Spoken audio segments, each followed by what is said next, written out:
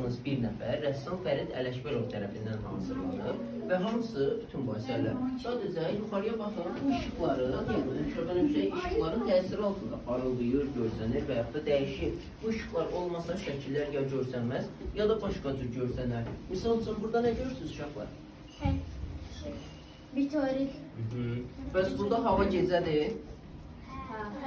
Bəs burada nə görürsünüz? İndi hələ bir də baxın. Nə oldu? Binalar. Gecə oldu səhər. İşiyoruz. Yoxdur. Hələ pərdələrə baxın. Üstü ağ ləkəlidir, düzdür? İndi gözləyin. Baxın, görün, indi nə olacaq? Üstündə rənglər ortaya çıxdı. Fosfor. Rəssam şəkillərini çəkəndən sonra fırçalarını əslində silmək üçün parça kimi istifadə edir.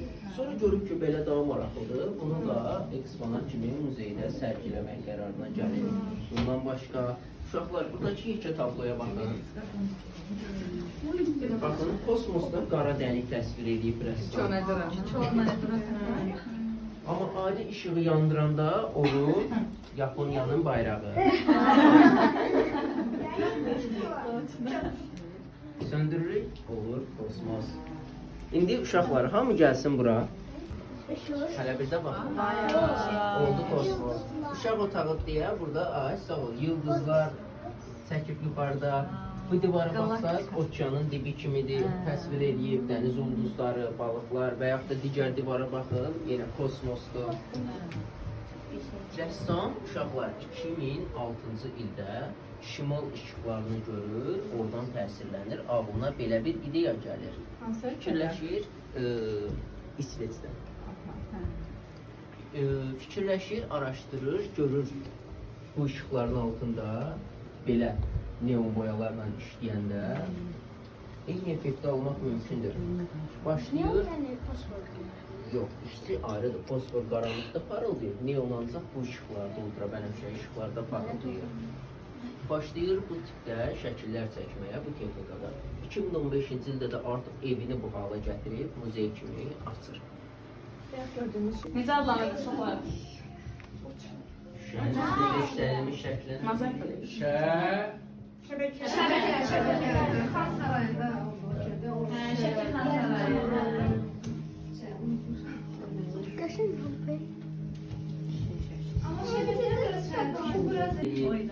Həmçinin bura qadın enerji otağıdır. Rəssam bura kömək edən qadınların, yəni SMM-lərin, videoblogerlərin süjetlərini təsvir edir divarlara.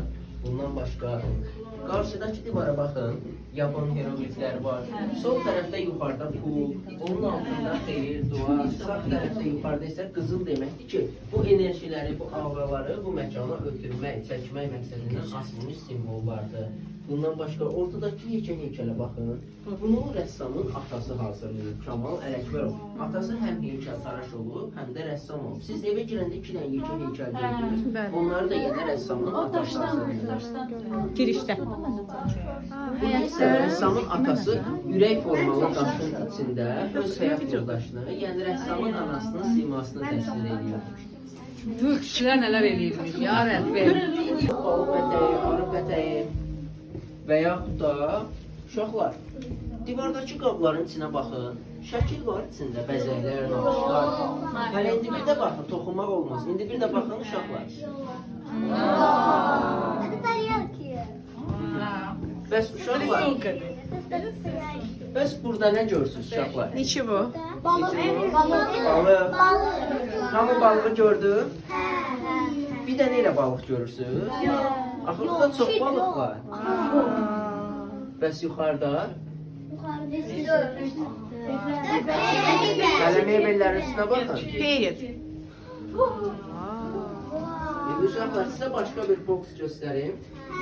Ən əsas boks oradır. Sən hamı bir əlini yapışdırsın ki, hamı yapışdıra bilsin.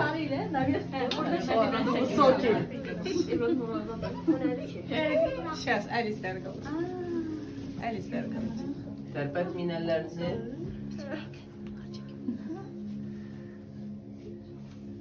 Boks. Boks. Sen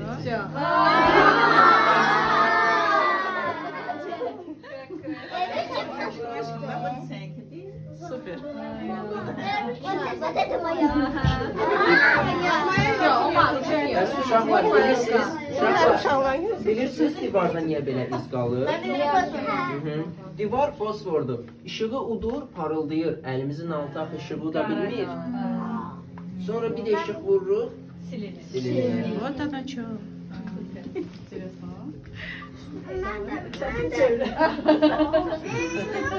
Super.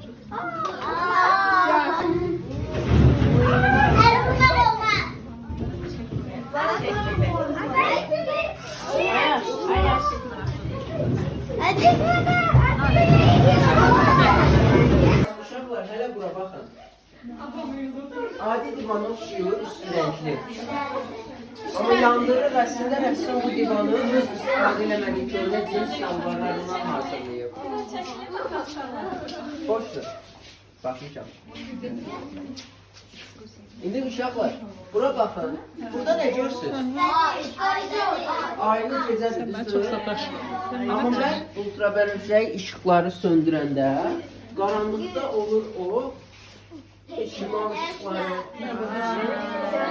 olur gündüz dəniz mənzərəsi, altındakı ləçəklərə baxın, nə rəngdir? Ləçəklər, nə rəngdir?